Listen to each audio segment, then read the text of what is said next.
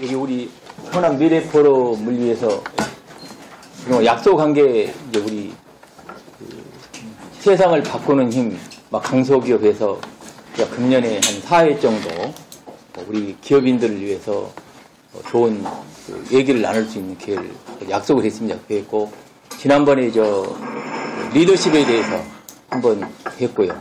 오늘은 제가 리더십 플러스 21세기 창조 혁신 사회에 우리 기업인들이랑 과연 어떻게 새로운 전략 전술을 활용해야 인류를 유지할 수 있을 것인지 하는 것을 제가 컨설팅 대학원에 와서 8년차 됐는데요.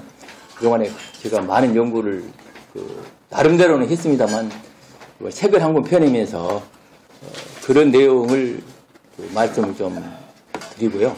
그 아울러서 우리 권 선배님을 모셨는데 권 국장님께서는 공정거래위원회에서 우리 시장의 공정화를 위해서 그동안에 많은 역할을 하셨고 또 나오셔가지고도 지금 로펌에서 큰 역할을 하고 계시고 우리 기업인들에게 당장 도움을 줄 수 있는 이런 유치에 계시기 때문에 제가 오늘 좀 소개 좀 드리기 위해서 오늘 특별히 좀 모셨습니다. 그래서 우리 저한테는 빼고요. 우리 권 선배님 목포고등학교 동창회장이신 박수 한번 부탁드리겠습니다. 그래서 오늘은 제가 잠깐 제 얘기를 가능한 빠른 시간 내에 30분 내에 마무리를 하도록 하겠고요. 그 다음에 권 선배님께서 추가로 한 30분 해서 거의 한 40-50분 정도 얘기를 하고 토론을 하도록 하겠습니다. 전체적인 이거 편의를 위해서 중간에 이렇게 질문을 주시고 코멘트를 하시는 것도 좋겠습니다만은 그렇게 하다 보면 이게 서로 상치한 부분이 있기 때문에 가능하면 제가 먼저 말씀을 드리고 그리고 나서 이제 말씀 듣고 토론하고 답변을 드리도록 하겠습니다. 먼저 제가 이제 이번에 책을 한 권 쓰면서 우리 기업에 대해서 제가 나름대로 그동안에 특히 중소기업에 대해서 고민을 많이 했습니다. 우리 한국에 지금 소위 기업이라고 이름 붙어 있는 숫자가 한 340만 개입니다. 그래서 제가 브랜드를 하나 만든 게 9988이라는 브랜드를 만들었습니다. 만들어서 대통령 후보들이 다 그걸 솔직히 말해 저한테 얘기도 안 하고 다 써먹은 사람들이 많습니다. 그래서 9988이라는 게 우리 전체 340만 개 기업 중에서 우리 중소기업이 99%고요. 여기 99.9%인데 이제 약해서 99%고요. 전체 종업원의 88%가 중소기업이 차지하고 나머지는 대기업들이 하고 있습니다. 그래서 이런 340만 개에 대한 중소기업들이 대기업은 나름대로 그런 대로 살아가는데 중견기업들이 어떻게 하면 이 21세기 글로벌 시대에 생존할 수 있을 것이냐, 또 1등을 할 수 있을 것이냐에 대해서 고민을 해온 결과를 제가 이번에 책을 쓰면서 컨설팅과 좀 접목을 했습니다. 그래서 마침 지난번에 발효 리더십에 대한 책이 나와서 그것과 제가 연구한 결과를 믹스해가지고요.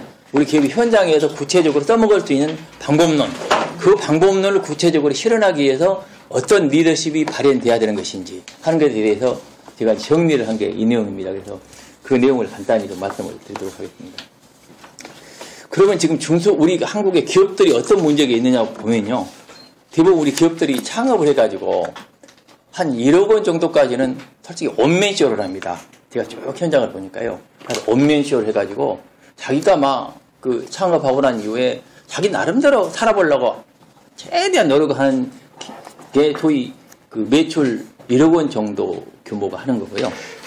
그리고 이제 매출이 좀 더 그 사이에서 올라가가지고 한 10억 정도 되면 이때 이제 좀 더 우리 기업들이 이거 원맨쇼에서 안 되겠구나 하는 생각이 들어서 기술이라는 테크놀로지에 대해서 집중적으로 관심을 갖는 시절입니다. 그래서 10억 정도 매출이 되면 본격적으로 기업들이 기술에 관심을 갖고 기술 쪽에 좀 집중적인 투자를 하는 경향이 좀 있습니다. 그래서 그 기술에 이제 기업들이 본격적인 투자를 하다 보면 매출이 100억 수준까지 올라가게 됩니다. 그리고 그 매출이 100억 되는 수준이 되면 기업이라는 게 이게 시스템이 아니면 안 되겠구나 하는 걸 알게 돼가지고 그때 이제 본격적으로 소위 경영이라는 게 좀 기업들 입장에서는 고민을 하게 됩니다. 그래서 기업이 어떻게 시스템을 갖출 것인가 하는 이 시점에 이제 본격적으로 우리 컨설턴트들이 이제 투입이 되는 시점이죠. 100억 정도 되면 그렇게 하는데요. 그리고 나서 기업들이 이제 그 100억 되는 기업들이 열심히 노력을 해서 이제 올라가는 그 한계가 1000억대로 가게 되면 이때 이제 소위 한국의 많은 기업들이 1000억대 기업들이 중견기업이라고 소위 이렇게 불리우는데 요 기업들이 이제 조금 더 달라지죠. 그때는 이제 가가만히 조직 경영 시스템 전반은 시스템에 맡기는 거고 CEO들이라는 게 하는 일이 비전과 진짜 이제 새로운 영역을 확장을 하고 새로운 전략을 모색을 하는 이런 방향으로 바뀝니다. 그래서 우리 기업이 그런 상황으로 진화를 해 가는데요. 우리 한국의 경우를 보면 이 전체적인 1억, 10억, 100억, 1000억 그다음에 대기업으로 가는 과정에서 이 전반적으로 시스템이 잘 돌지가 않는 이런 나라이기도 합니다. 그리고 나라이기도 한데 대부분 1000억 이하 이 기업들이라는 게 크게 보면 전부가 그렇게 간 일부 기업이 있음에도 불구하고 대부분은 주먹구구가 많습니다.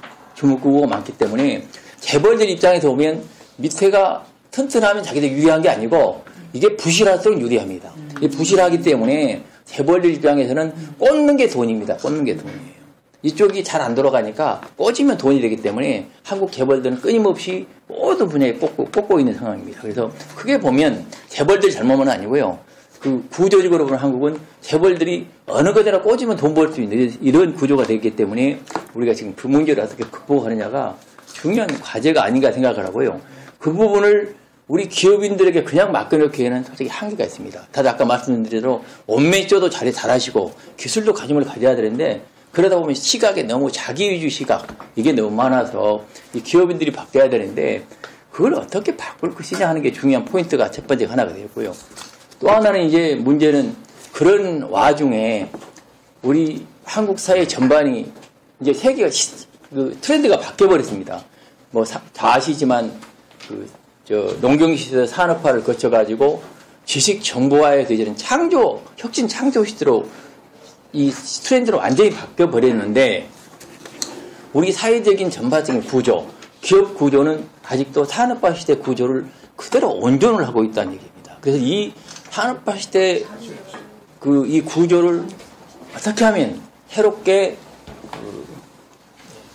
창조 혁신 시대의 창조력을 발휘할 수 있는 구조로 바꿀 것이냐 하는 것이 아까 말씀드린 우리 그 문제의 플러스 우리 한국은 중요한 과제로 대두가 됩니다. 이걸 바꾸지 못하면 우리가 아무리 노력해본들 3만 불을 돌파하느냐 그게 불가능하다고 보고요. 외국에서는 한국 경제에 대해서 높이 평가한 데도 있지만 상당 부분은 지금 어둡게 평가를 많이 하고 그게 어려울 것이다. 한국은 그게 구조적으로 어려울 것이라는 평가가 있기 때문에 그걸 그러면 어떻게 우리가 극복해 갈 것인가 하는 게 저우 관심사고요. 저는 그런 측면에서 저는 이제 제목을 컨설턴트적 발효 리더십이 발휘되는 시점이 왔다 하는 게 저는 이제 그런 강조를 하는 차원에서 이제 이렇게 말씀을 올리는 겁니다. 그러면 이제 이런 배경 말씀 드렸습니다만은 그러면 지금 우리 그 한국 사회 크게 지금 현재 그 봉착가 있는 상황은 뭐냐면은 1번에 말씀 저기 적어놨습니다만은 소용돌이 치는 창조 혁신사의 변화가 지금 우리에 몰아치고 있습니다. 기본적으로는 모든 게 위기 상황의 일상화가 되어 있는 상황이고요. 두 번째는 이제 중요한 포인트인데 지금까지는 개별 기업이 노력해서 경쟁하는 시대는 거의 가버렸습니다. 이제 플랫폼 경쟁으로 다 바뀌었습니다. 그래서 플랫폼을 장악하지 못하면 대기업이나 중소기업이나 생존하기 어려운 그런 시대로 거의 바뀌어가고 있기 때문에 이 플랫폼 경쟁 시대에 어떻게 바뀌어야 하는 게 중요한 부분이고요. 세 번째는 이제 패러다임이 완전히 바뀌고 있습니다. 그래서 모든 사업 모델, 비즈니스 모델이 바뀌고 있기 때문에 이런 새로운 그 변화가 급격하게 몰아치고 있다는 이런 상황이 되겠습니다. 그럼에도 불구하고 우리 한국 사회는 뒤에 간단히 말씀드렸습니다만은 기존의 산업화 시대의 이런 구조가 그대로 온전된 상황이 있습니다. 우리 그 모든 기업인뿐 아니고 정치인, 뭐 행정부 모든 사람들이 아직도 많은 부분들이 almost of them 저는 그렇게 표현합니다만 대부분들이 그런 산업화 시대의 분절화된 그런 사고 이거에 우리는 많이 막혀 있는 부분이 많다 하는 말씀을 드릴 수가 있겠습니다.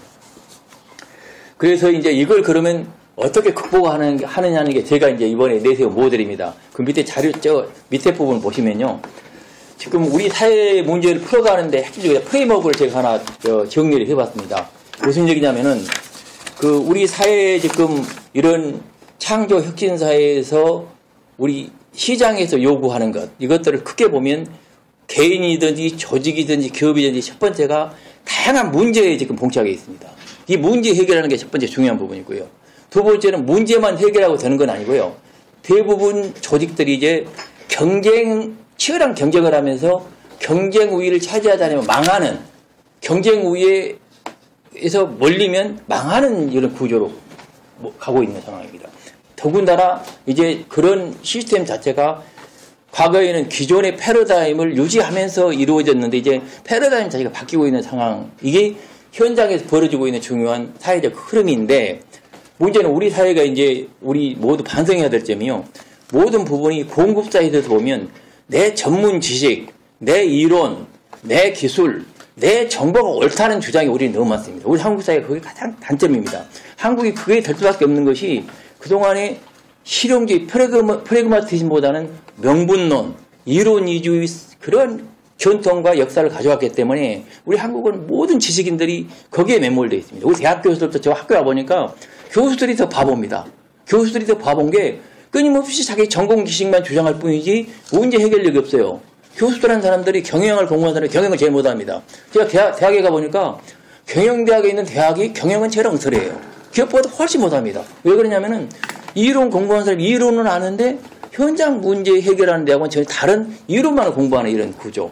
한국 사회가 이게 상당히 강한 구조가 있기 때문에 문제는 이걸 그러면 어떻게 혁파하느냐가 중요한 과제인데, 그 혁파하는 방법을 박근혜 정권 들어와가지고 이런 얘기를 합니다. 무슨 융합 창조력을 발휘해보자 해가지고 뭐 창조 혁신 해가 융합 창조 정부가 지원을 많이 하는데 과연 그게 지원한다고 되겠습니까? 그건 그렇게 된 건 아니고요. 이러한 공급과 시장 수요가 연결되는 브릿지를 어떻게 잘 가져가는 게 핵심적인 과제입니다. 브릿지를 가져가는 방법이 융합 창조력입니다. 기존의 이론과 정보와 테크놀로지 많은 게 지금 현장에서는 개발되고 발전되고 있는데, 그걸 현장의 이러한 변화된 문제 해결과 연결시키는 브릿지를 어떻게 가져갈 것이냐. 이게 소위 저희 컨설턴트들이 할 일입니다. 우리 한국이 왜 이걸 연결을 못하느냐를 저는 곰곰이 생각해 보니까요. 대학에 와서 보니까 컨설턴트적 마인드가 부족하기 때문에 그렇다 하는 생각입니다. 이 컨설턴트적 마인드가 대단히 중요한 겁니다. 현장 문제 해결로 기존의 원칙과 이론을 연결시키는 이 역량, 이것이 융합 창조 역량이고 컨설턴트적 마인드인데 이거에 한국은 상당히 부족하지 않느냐. 그래서 우리 기업들도 이제는 이런 측면에서 컨설턴트적 마인드로 기업 CEO들이 바뀌고 그런 역량을 발휘해야만이 기업들이 이러한 창조 혁신 사회에서 생존할 수 있는 것이 아니냐 하고 저는 이제 우리 기업인들에게 그 말씀을 드리고 있고요. 자, 그러면 구체적으로 이 방법론을 적용하는 걸 어떻게 해야 되느냐가 중요하거든요. 그래서 다음 장에 좀 제가 정리해 놨습니다만은 우리 CEO들이 가야 될 새로운 길이 뭐냐 이거죠. 그러면 이런 방법론을 적용해서 현장의 문제 해결과 경쟁 우위 창출을 위해서 기존의 이론과 기술을 어떻게 적절히 이걸 브릿지를 놓아가지고 1등을 할 수 있느냐 하는 게 중요한 것인데, 저는 그걸 세 가지로 보고 있습니다. 첫 번째는 그 가장 큰 문제가 우리 한국 그 기업, 우리 한국 사회에서는 기본이 무너져 있다는 얘기입니다. 그래서 기본으로 돌아가는 것이 그 회복으로 가는 길이 첫 번째다. 그래서 그게 back to the basic입니다. back to the basic. 이것은 뭐 우리 경영학에서 많이 얘기를 합니다만은 기본적으로 우리가 여기서 저도 마찬가지입니다. 내가 하고 있는 것은 무엇을 파느냐. 보통 사람들이 그렇게 생각합니다. 무엇을 파느냐인데요. 무엇을 파는 것도 잘못 파는 경우가 많습니다. 팔기는 파는데 무엇에다가 엉뚱한 걸 집어넣어가지고 사기를 치고 발짓하는 게 우리 너무 많이 합니다. 한국에서. 그래서 그 무엇보다 중요한 것이 기본적으로 저 밑에 why, 왜 내가 그걸 파느냐가 중요한 부분인데, 그런 부분에 대한 우리는 반성이 많지가 않다는 얘기죠. 근데 why와 무엇을 연결하는 게 그게 이제 how가 되겠습니다. how. 그러면 무엇을 파는데 내가 가치를 추구해 파는데 그 어떻게 가느냐 부분이, 이 가는 부분이 그 how 부분입니다. 그리고 how가 중요한데 우리는 how가 상당히 안 돼 있는 나라입니다. 기본적으로 그 how 중에 핵심이 3.5이 있습니다. 여러분 잘 아시겠지만 3정이라는 게 정품, 정량, 정의치입니다. 사람이든 조직이든 시스템이든 정품, 정량, 정의치를 찾아가지 않으면 how가 될 수가 없습니다. 대부분 우리 뭐 운전해보면 전부 정위치에 있지 않고 전부 엉뚱한 데가 가 있는 거고요. 저 정품의 정량이 아닙니다. 자, 그리고 두 번째가 일본은 이게 생활화가 되어 있는 건데, OS입니다, OS.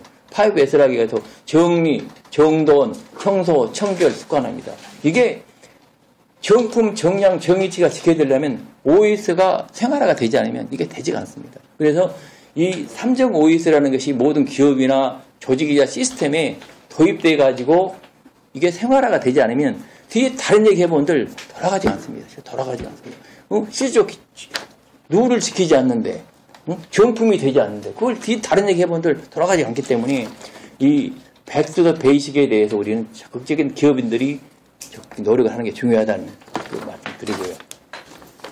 두 번째는 이제 이런 기본으로 좀 돌아가서 그걸 다시 고민하는 CEO가 되는 게 중요하다는 말씀을 드리고요. 두 번째는 그렇다고 해서 문제가 해결되는 건 아니고요. 문제는 기업인들이라는 것은 그 기본으로 돌아간 이후에 해야 될 일이 있습니다. 해야 될 일이 제가 이제 그동안에 컨설팅 방법론을 다양하게 설명을 하면서 이건 전문적인 얘기이기 때문에 다행히 다 말씀 안 드리겠고요. 제가 개발한 그 컨설팅 방법론 모듈이 하나가 있습니다. 그게 이제 제가 이번에 개발해 놓은 게 촉단공 모듈입니다. 기업 CEO들이라면 적어도 기업 경영하면서 내가 이것은 점검을 해야 되거죠. 점검을 해라. 세 가지는. 촉단공을 점검을 해라. 촉이란 건 뭐냐 그러면 간단히 말하면 기업이나 조직이나 마찬가지입니다. 안테나를 높이 세우고 이 변화되는 세상 흐름을 적극적으로 캐치하고 그것에 대해서 느끼지 않으면 기업 CEO로서 역할을 할 수가 없습니다. 그래서 촉은 뭡니까? 느낄 촉입니다. 느낄 촉, 감촉, 촉감, 촉수 제일 중요한 겁니다. 촉을 해야 되는데 그냥 촉을 안테나 높이 세우라 그러면 이건 헛소리거든요. 그럼 어떻게 세우느냐? 어떻게 세워야 할 거냐? 저는 그 방법론을 제시를 하고 있습니다. 방법입니다. 그게 이제 첫 번째가 여기 간단히 정리해 놨습니다. 첫 번째는 만나는 거고, 두 번째는 느끼는 거고, 세 번째는 이어가는 겁니다. 촉을 하더라도 만나고 느끼고 이어가는 건데 그 만남이라는 것은 또 이게 복잡합니다. 만남이라는 건 어떤 뭘 만나느냐, 이게 뭘 만나느냐, 응? 뭘 만나느냐. 여기 오시지만 저는 포럼에 오신 분들 많이 칭찬해 드립니다. 만남의 첫 번째는 우선 포럼 같은 게 나오는 것도 중요한 만남입니다. 책을 읽어보려면 머리꼬치 아프고요. 예? 어디 현장 가려면 돈 들고요. 여행 가려면 돈 들어요. 근데 포럼은 그래도 간단히 무료 포럼이 너무 많지 않습니까? 와서 들어보면 내가 만나는 게 중요한 걸 느끼게 됩니다. 그래서 만나는 것은 그 포럼부터 시작이 되는 거다. 그래서 만나는 게 이제 여기 구체적으로 뭘 만나냐는 제가 얘기를 해놨습니다만은 역시 또 저는 만남에서 강조하는 것 있잖아요. 우리 기업인들에게 말씀드리는 게 자신을 되돌아보라는 겁니다. 세상이라는 것은 아까 말씀드린 대로 전부 모든 게 기존 이론이나 밖에다가 책임을 돌리는 경향이 너무 많습니다. 내 자신을 되돌아보면 모든 게 내 자신의 책임이 있다는 게 알 수가 있습니다. 그걸 느끼는 순간에 기업인은 촉을 다시 느낄 수 있기 때문에 저는 자기를 만나라 하는 걸 저는 특히 강조를 합니다. 자기부터 만나고 나서 역사를 만나고 자연을 만나라 하는 얘기입니다. 그걸 만남을 그것부터 만나가지고는 만나는 게 아니다. 그 말씀을 드리고요. 그 다음에 이제 느껴라 이해하는 잘 아실 겁니다. 만나고 나서는 공감을 하고 느끼고 그것을 생각으로 전략으로 실행으로 가는 이런 노력을 하는 것이 촉의 첫 번째 모듈이 되겠습니다. 두 번째는 이제 중요한 것이 이 촉을 느끼고 나면 우리 기업인들은 그 단을 모듈을 구체적으로 실행을 해야 됩니다. 단이라는 거 다 아시겠지만 단순 개념은 아니고요. 이 세상에는 복잡한 게 많은데 이거 실행을 하고 구체적으로 경쟁 우위로 가려면 불편한 건 다 가감히 쳐내야 될 필요가 있습니다. 쳐낸 것을 핵심만을 골라서 세우는 게 중요한데요. 세우는 건 방법론이 있습니다. 역시 제가 우리 컨설턴트는 구체적으로 컨설팅 방법론으로 세우는데요. 방법론으로 세우면서 중요한 것은 잘 아시겠지만 내 브랜드로 바꿔야 됩니다. 반드시 브랜드로 바꿔야 됩니다. 방법론으로 세우더라도 브랜드화하지 않으면 이 시장에서는 결코 성공할 수 없기 때문에 브랜드화하는 게 중요하다는 말씀을 드리겠습니다. 그리고 나서 세운 것은 반드시 지켜가야 되는데요. 오늘 또 여기 우리 모임 이런 말씀드립니다만은 특히 지킨다는 것은 아까 말씀드린 본질, 또 하나 우리 사회에 부족한 신뢰, 또 하나 약속이라는 것은 중요한 기업의 입장에서는 중요한 거기 때문에 이건 꼭 지켜달라는 말씀을 꼭 드리고 있습니다. 그 세 번째 모듈은요, 이걸만으로 우리 기업들이 21세기 창조 혁신사회에서 그 창조력 1위 발휘한 1등 기업이 될 수가 없는 거고요. 거기다가 플러스 공이 하나 더 붙었습니다. 공은 함께할 공입니다.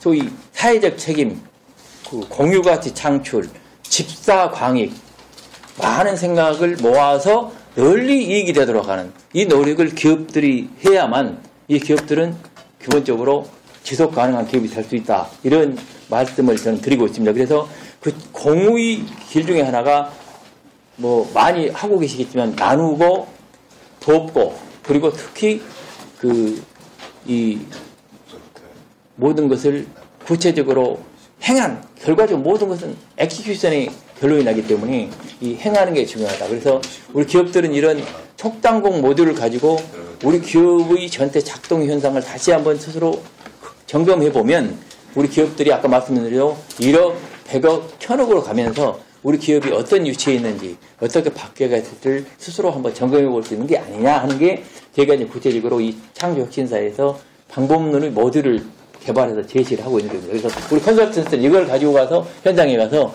이 기업이 몇 점 됩니다 해가지고 당신은 이 점수가 낮으니 이걸 올리십시오. 이걸 가르쳐주는 역할을 저희들이 하고 있습니다. 그래서 우리 컨설턴트 이걸 가지고 가가지고 이 모듈을 갖고 가서 딱 점수를 매깁니다. 우리 기업들 가져가 당신은 이것밖에 안 되니까 좀 노력하세요. 그럼 그걸 고치면 그 기업이 창조 혁신사에서 한 단계 레벨을 할 수 있기 때문에 이런 방법론을 제가 개발해가지고 지금 제시를 하고 있고요. 그 다음에 이제 이것 부분을 전번에 우리 탑 리더의 조건을 뜬 건강령 우리 소장이 얘기한 겁니다. 이게 바로 뭐냐. 지금 현재 우리 한국 사회에는 이런 리더들은 우리나라는 저는 방법론이 안타까운 게 우리 리더들이 인스턴트 리더가 너무 많고 부패 리더가 많다는 얘기입니다. 대부분 이렇습니다. 말로는 뭐 국가 어쩌고 하지만 행동하는 걸 보면 전부가 인스턴트고 부패 리더가 많아요. 그런 사람들이 이걸 실행할 수가 없습니다. 이런 중요한 실행을 어떻게 하겠습니까? 그래서 우리 CEO들부터 이제는 리더십을 좀 바꿔야 된다는 얘기죠. 리더십을 이제는 발효 리더십을 바꿔야 되는데 그럼 발효 리더십을 어떻게 바꿀 거냐? 어떻게? 그 방법론을 정말 우리 그 건 소장이 에이스 리더십 방법론으로 제시를 했습니다. 에이스 리더십으로. 그걸 이제 제가 얘기한 촉단공 모델하고도 일맥상통하기도 합니다. 일맥상통하기도 비슷한 건데요. 크게 보면 외부 환경을 민첩하게 파악을 하고 에이스 리더십은 두 번째는 열심히 우리 구성원들과 커뮤니케이션을 해서 우리 구성원들 하나하나가 최적 영향을 발휘하도록 엔코리지하고 그들의 영향을 극대화할 수 있도록 끊임없이 발효 시드 역할을 하는 게 리더의 중요한 거다. 그 다음에 세 번째는 모든 걸 실행할 때 앙상블로 실행하라. 내가 강요해서 실행한 게 아니고 또는 인스턴트 방식으로 압박을 넣어서 실행하는 게 아니고 우리 조직원 한 사람 한 사람이 스스로 나서서 이 목표에 동의를 하고 일을 실행할 수 있는 이런 에이스 리더십을 발휘를 하는 것이 바로 21세기 창조 혁신사의 리더십 발휘의 핵심이다 하는 얘기를 정말 우리 건강용 소장이 얘기했기 때문에 이 부분은 저는 우리 컨설턴트적 방법론을 제시를 해도 구체적 현장에 가서 과장, 부장, CEO가 그 노력을 하지 않으면 백날 제가 그런 얘기 해봐야 마이동풍, 도람이 타불 되기 때문에 그런 것을 리더십이 좀 바뀔 수 있는 이러한 리더십 모듈을 좀 제시를 하고 우리 CEO들은 그런 역할을 해주면 좋겠다 하는 말씀을 드리고 있습니다. 그래서 저는 이제 우리 한국 사회가 지금 솔직히 말씀드리면 저도 한국 사회에 대해서 위기적으로 느끼고 있습니다. 제가 주변 우리 지식인들을 보거나 우리 대학에 와서 저도 공무원을 하다가 지금 8년 돼서 대학에 와 있습니다만은 다들 보면 자기 이익밖에 모르는 거예요. 그리고 자기 이익을 위해서는 내일 하늘이 무너지더라도 난 이걸 지키겠다는 사람이 너무 많고요. 그걸 서로 그 새로운 측면에서 보는 눈을 가지려는 노력을 하지 않습니다. 그냥 내 이론이 1등이다. 내 전문 지식이 1등이다. 자, 그런 생각만 하고 있기 때문에 그런 사회는 한 단계 진보하기가 어렵다. 이 창조 사회는 거의 그런 사회는 결국 퇴조할 수밖에 없는 이런 상황이기 때문에 저는 상당히 그런 우리 한국 사회가 밝지 않다는 생각을 느끼고요. 그러면서 가능하면 이런 컨설턴트적 발효 리더십이 발휘될 수 있는 사회적 분위기를 좀 가져갔으면 어떻겠냐는 생각을 갖고 있고, 근데 저는 이제 다른 부분 여러 어르신께 말씀드립니다. 지금 정치권 선거도 있는데 말이지. 내년 당장 국회의원 선거 아니냐. 대통령 선거 꼬이는데 말이야. 지금 이런 상황을 놔두고 한국은 결코 이걸 뛰어넘을 수 없기 때문에 이제 좀 리더십 교체를 해보자. 국회의원들도 지금처럼 맨 당파 싸움이나 하고 자기들 얘기해서 그냥 국민 갖고 놀고 하는 이런 사람들 과감히 척결을 하고 진짜 발효 리더십을 발휘할 수 있는 의원도 뽑고 또 대통령도 그런 사람 뽑아야만 세상이 바뀌는데 지금 우리가 너무나 그런 데든 소홀하고 무슨 뭐 지원을 하겠다 이런 되는 얘기 아닙니다. 뭐 지원해서 되겠습니까? 뭐 돈 도와준다고 안 풀립니다. 풀릴 수가 없어요. 이제는 바뀌어야 되는데 그런 노력을 좀 해 주십사 하고 이제 여러 리더들께 말씀드리고 발효 관련해서 한번 토론도 해보고 그런 역할을 해보자 하는 그 말씀을 드리고 있고요. 저는 우리 호남 미래 포럼도 저도 이제 이런 말씀을 드리면서 주제는 얘기입니다만은 이런 새로운 리더십의 모범을 좀 보여주면 좋겠다. 우리 자신부터 내 자신부터 과연 실질적으로 내가 이런 새로운 리더십의 주역이 될 수 있는지를 한번 생각해보는 그런 역할이 됐으면 좋겠다는 차원에서 이런 말씀을 올립니다. 그래서 지금까지 CEO들에게 말씀드린 내용을 오늘 그 포럼에 이렇게 말씀을 올렸습니다. 조금 이따 구체적으로 질문 주시면 답변을 드리도록 하겠습니다. 네, 감사합니다.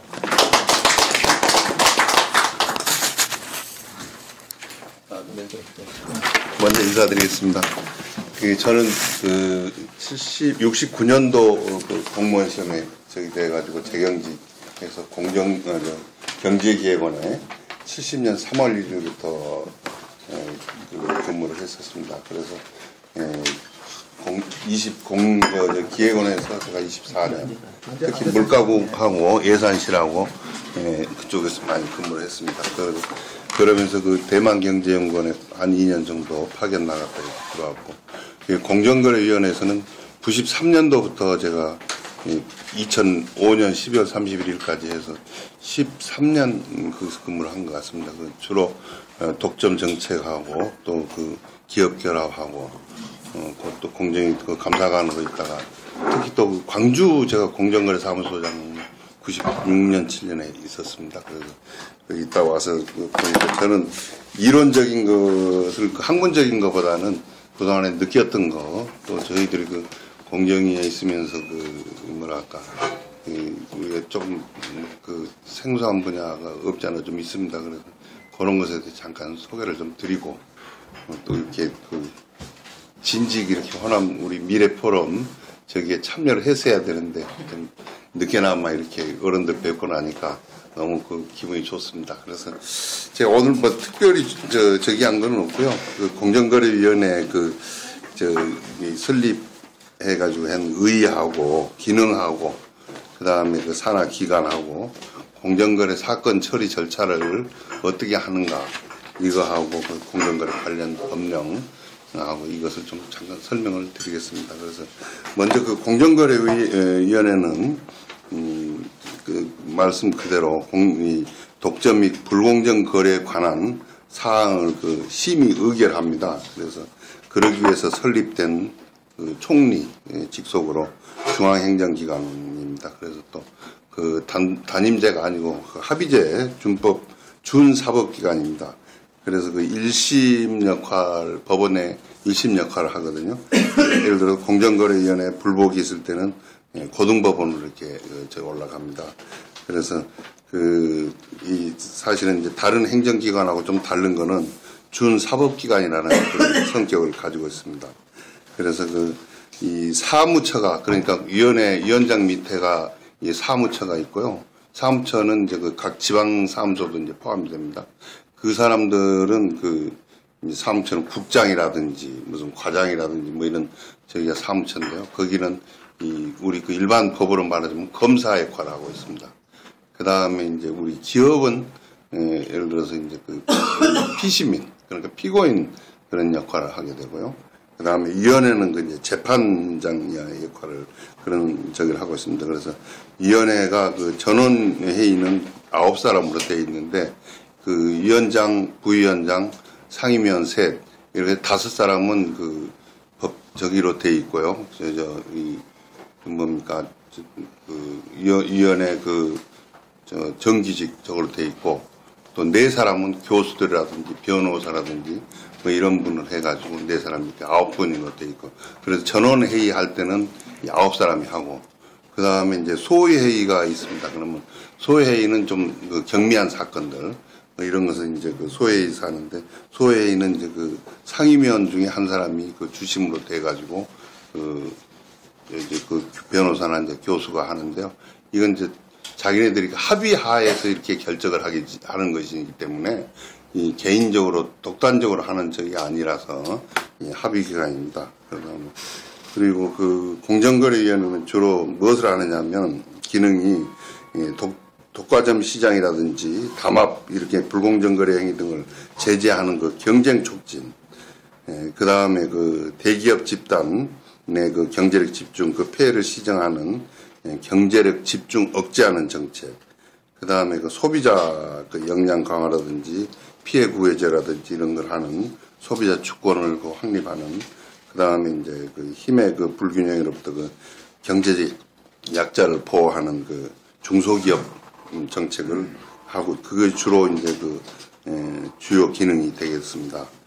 그 다음에 이제 그 산하기관으로서는 2개가 있습니다. 하나는 그 공정거래위원회 그 소비자원이라고 해서 우리가 그 소비자 옛날에는 보원이었습니다. 그 경제개혁 물가국에서 이제 그 설립을 했던 것이었는데요. 지금은 이제 공정위로 이관돼 있습니다. 그래서 그 제가 그 물가국에 있을 때 그 2007년도 12월 달에 그 설립을 했습니다.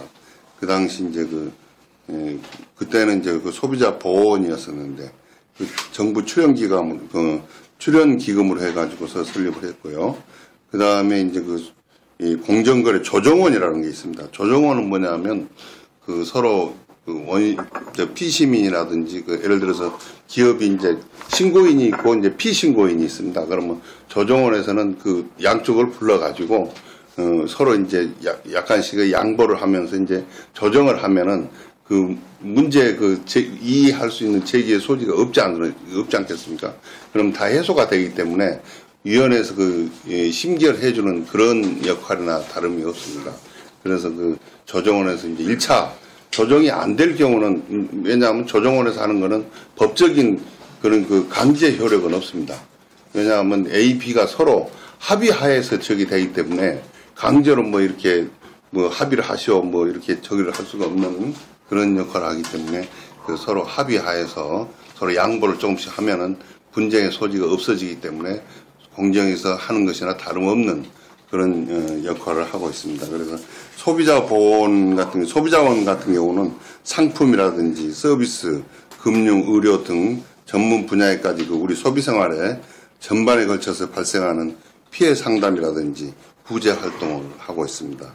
그다음에 그 공정거래 조정원은 그 아까 방금 말씀드린 대로 공정거래 가맹사업거래, 예를 들어서 하도급 및 대규모 그 유통거래라든지 불공정거래 행위로 인한 그 분쟁 조정 협의를 해주는 그런 저기 하고 있습니다. 그래서 그거는 뭐 그 2개 그 기관이 있다고 보시면 되겠고요. 그다음에 사실은 이제 우리 사건 처리 절차가 이게 중요합니다. 그래서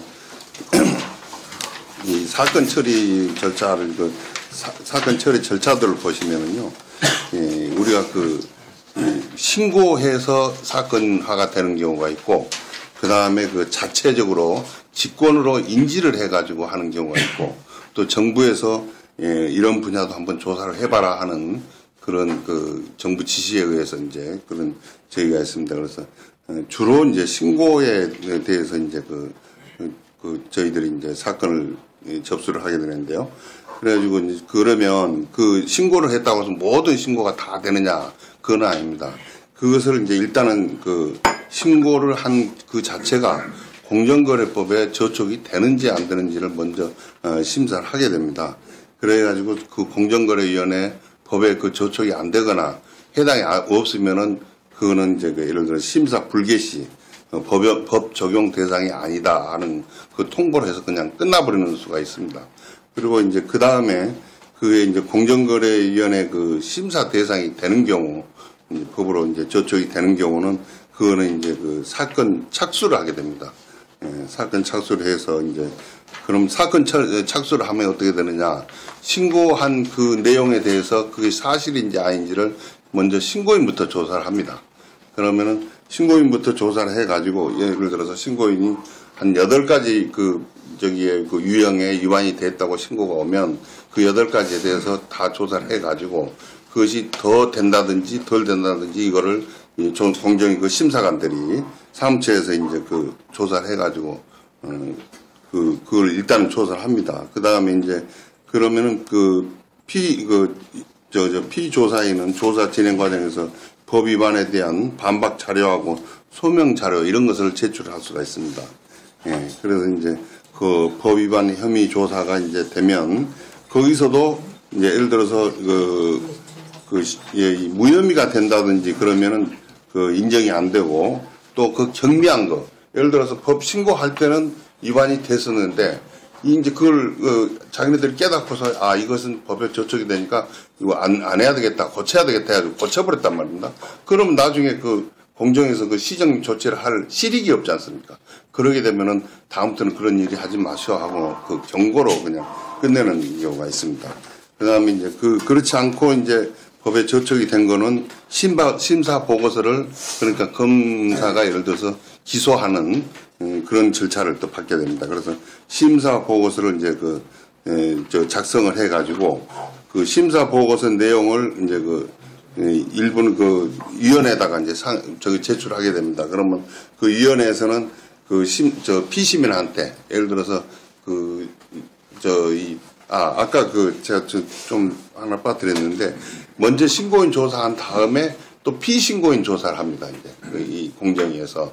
그래서 이제 피신고인한테 당신네들이 이러이러한 것이 8가지까지 아까 제가 말씀드린 대로 8가지에 대해서 이제 제목이 들어왔더라면 그걸 다 조사를 해가지고 이런 일이 있습니까? 예를 들어서 어음을 넣게 준 일이 있습니까? 아니면 또 무슨 밀어내기를 했는 일이 있습니까? 하는 것을 전부 증거 조사를 하게 됩니다. 그래가지고서 이제 확실한 저기가 있을 때는 이제 심사 보고서를 작성을 해가지고 위원회에 올리면 위원회에서는 이제 그것을 이 피시민한테 그러니까 저기를 예를 들어서 죄가 있다고 인정된 그 피시민한테 당신네들은 무슨 저기가 없어 뭐랄까 이의할 것이 없어 예를 들어서 이렇게 저기가 들어왔는데 거기에 따른 반박 자료를 제출하라고 합니다. 그럼 이제 그 반박 자료를 제출해가지고 제출한 다음에 이제 위원회가 이제 어느 정도 날짜가 이제 잡혀서 그러니까 법원에서 일반 법 하듯이 위원회가 이제 어느 순서에 따라서 이제 열리는 날짜가 또 결정이 됩니다.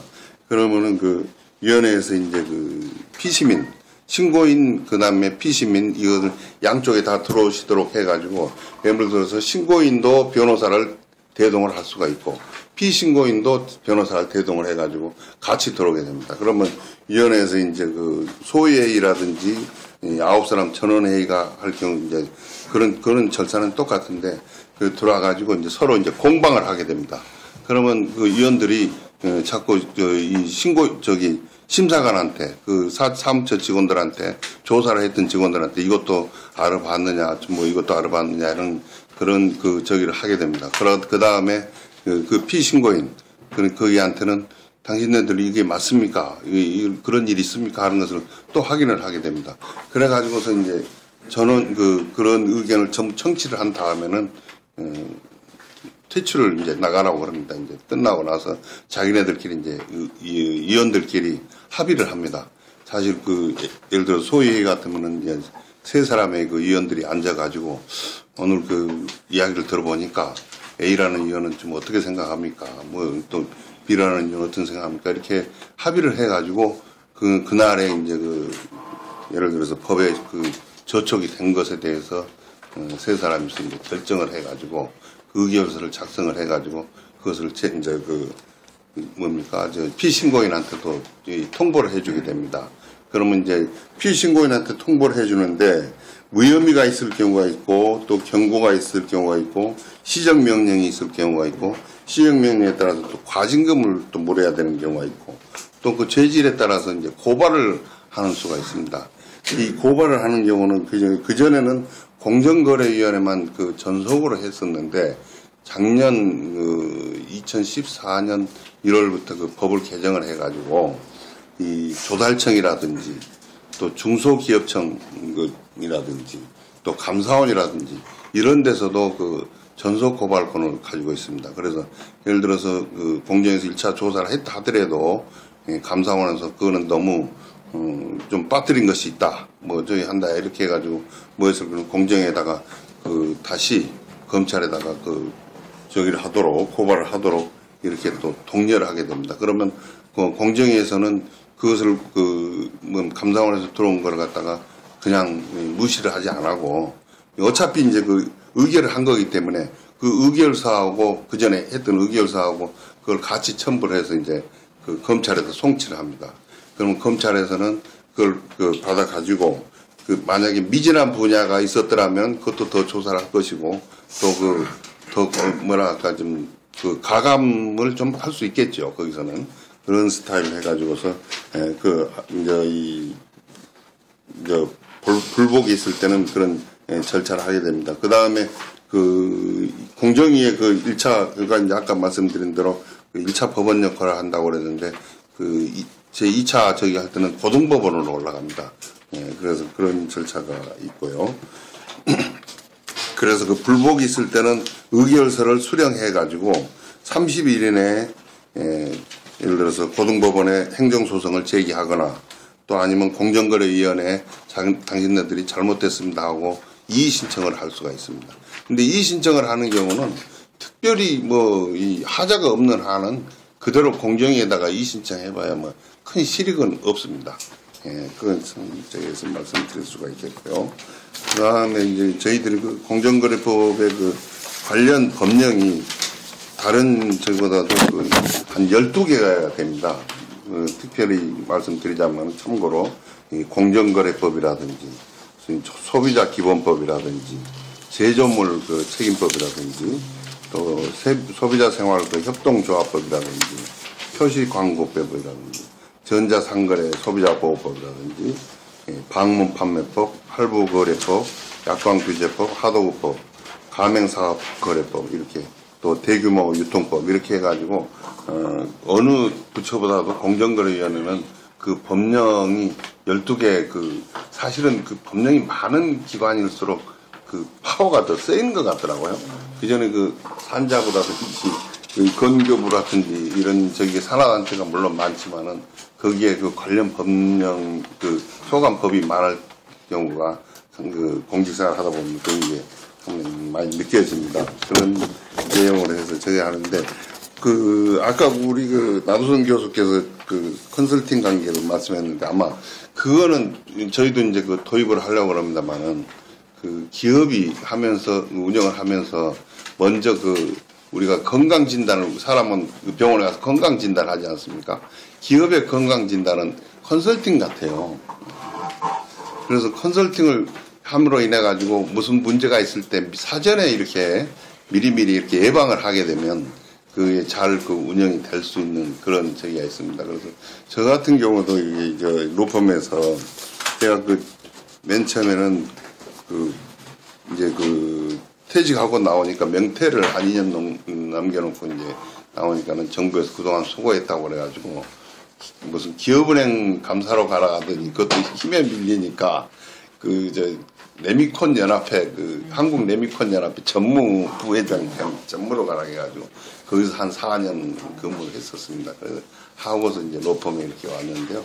와서 보니까는 이 로펌에 있으면서 특히 공정거래 분야에 이 업무를 저기를 하는 것은 물론 변호사들이 다 합니다. 하는데 저 같은 경우는 이제 그 공정거래위원회에서 그 후배들이 이제 그동안 같이 근무하고 있던 식구들이 각 그 분야에 다 이제 근무를 하고 있기 때문에 상당한 이렇게 예방 차원에서 이렇게 저기 하는 것이 상당히 필요한 것 같더라고요.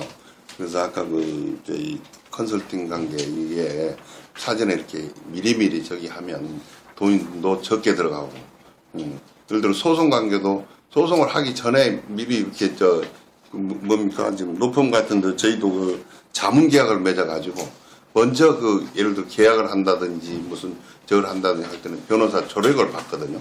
예, 그래서 저기하고 또 물론 세무사도 이제 그 기장 세무기장이라든지 뭐 이런 것은 사전에 받게 되면 국세청에서 이제 그 뭐 하는 것도 좀 덜 피해갈 수도 있고 그 절세도 이제 할 수도 있는 그런 저기가 있는 그 여러 가지 그런 방법이 있더라고요.